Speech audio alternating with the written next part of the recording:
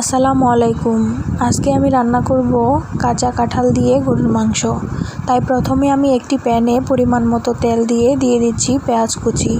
তারপর দিয়ে দিলাম দারচিনি, এলাচ এবং তেজপাতা।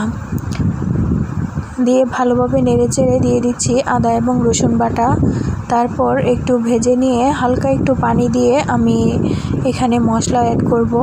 দিয়ে দিচ্ছি হলুদের গুঁড়া, মরিচের গুঁড়া, ধনিয়ার গুঁড়া, জিরার গুঁড়া এবং স্বাদমতো লবণ। এই মশলাটাকে আমি ভালোভাবে কষিয়ে নেব। কষিয়ে নেওয়া হয়ে গেলে আমি এই পর্যায়ে দিয়ে দিচ্ছি গরুর মাংস। গরুর মাংসটাকে মশলার সাথে ভালোভাবে মিশিয়ে আমি এটাকে ভালোভাবে রান্না করে নেব।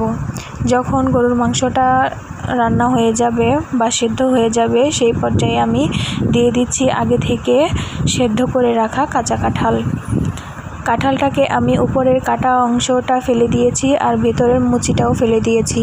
তারপর আমি ভালোভাবে এটাকে কেটে সেদ্ধ করে নিয়েছিলাম।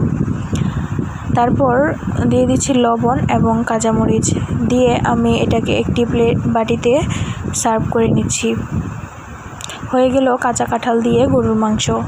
সবাই অবশ্যই ট্রাই করবেন, অবশ্যই ভালো লাগবে। ধন্যবাদ।